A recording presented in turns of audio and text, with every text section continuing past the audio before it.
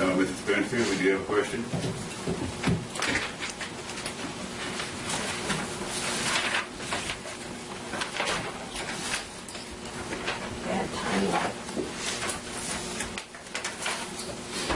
For the record, or your records, in 2002, the silly language of the judge relationship was put into your ordinance.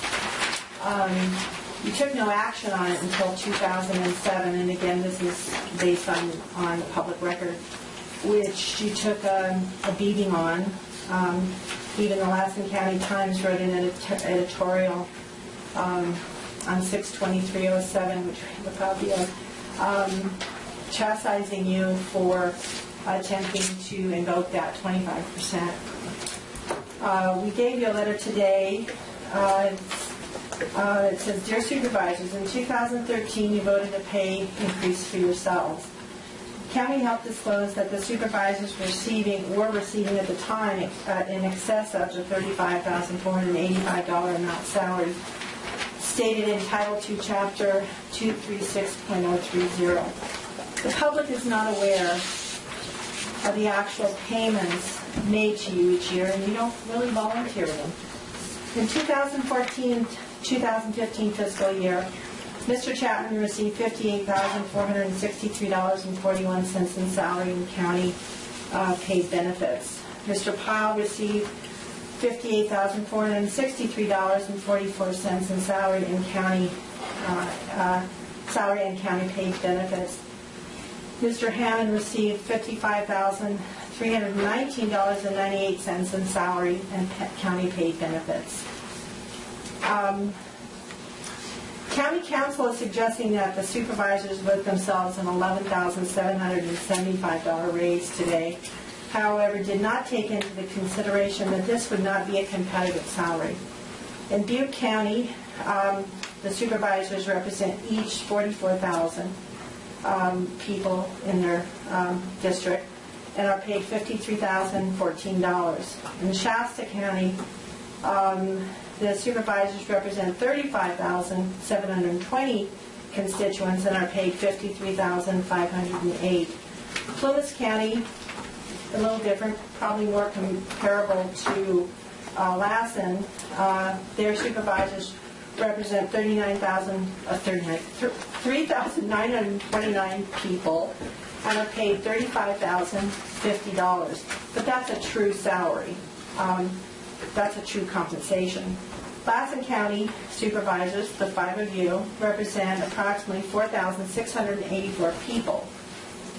And presently, the public thinks you earn $35,485 in salary, but aren't aware of the $58,000 that you actually receive. This action today would be excessive and unwarranted, and we suggest that this agenda item be removed from discussion. The supervisors are presently paid more than a competitive salary plus benefits. The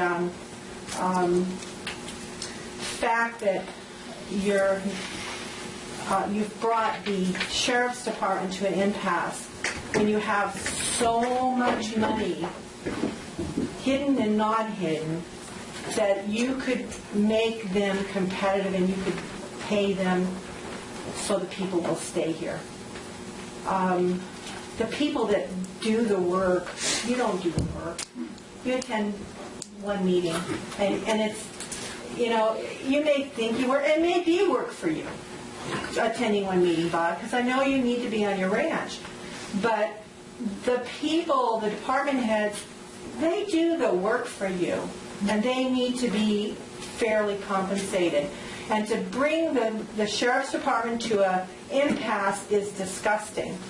To not pay the people that do the work, the caretakers and the Lassen Works and the One Stop people and all of the people that actually do the work for the people. For you to ask for this $11,000 raise, almost $12,000 raise, I don't know, you ought to be ashamed. You're getting a competitive wage right now. More than competitive wage right now. So I urge you to remove this from, I mean, if you want to make a lot of people mad and piss them off, take the $11,000 a year raise and see what happens. It'll be the same thing as 2007. I'm done. Thank you for your comment. At this point, I have not asked for nothing. Okay, anybody else in the public? Thank you.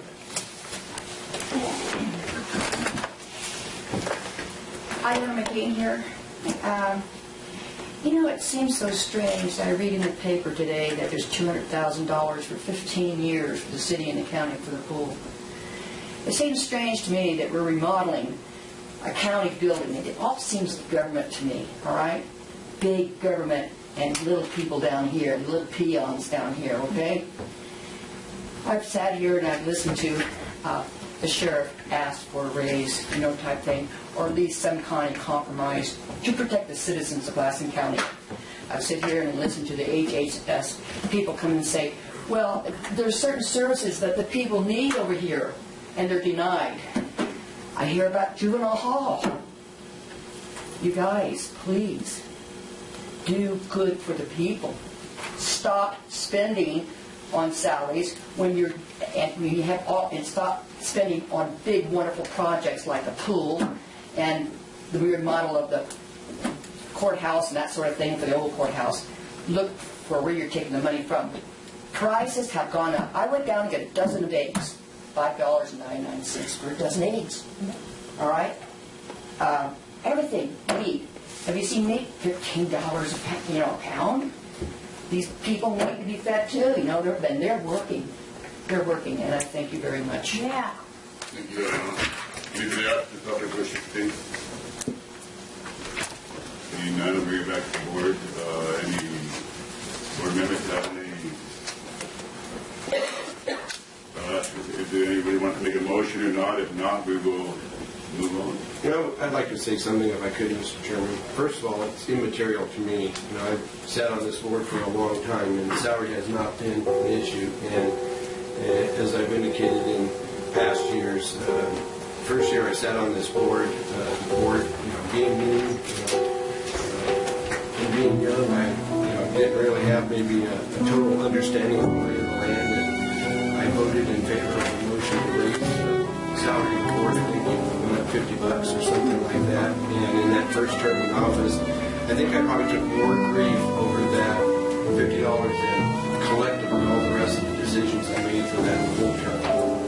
But the voters did hold it against me, which obviously I was reelected after that particular term. But it taught me the valuable lesson that when you sit on a body and you're put in a position where you have to vote on your own compensation, that it guarantees an angry response. It has nothing to do with the justification. And I think there's not a board member I've served with over the last 40 years that hasn't had empathy for the argument raised by those who spoke at the podium. And part of this job is to be a champion for our employees. But there's nobody to be a champion for the board. And unfortunately, it's a flaw in the system. And we're going to have three people running from three seats. We're going to have three supervisors, maybe one returning after next year's election.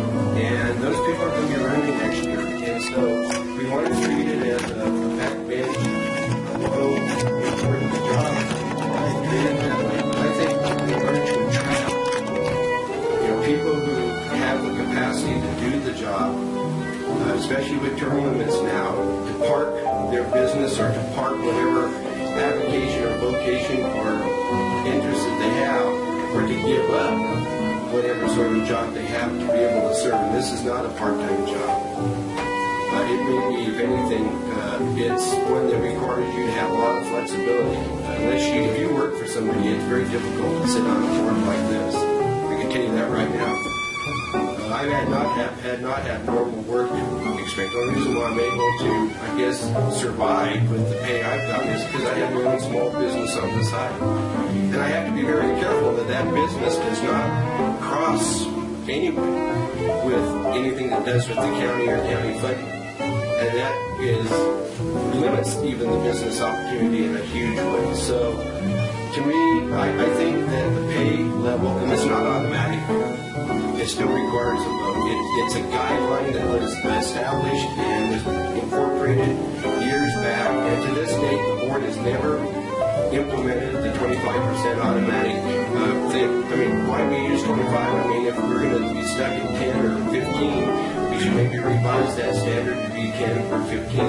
All the trigger is that periodically we're advised of that. And to this date, the board has always declined to do that. Now, we had in our packet, or in our paperwork, we had a breakdown, and dealing with negotiations, we do get numbers. But if I was to take, John, your association, and we have it for all the associations, and it's relative, but if we would have taken the same pay increases that were given to the bargaining units over the time period since our last, I mean, 2013, yes, there is one there, but that was the trade that was required by the PERS,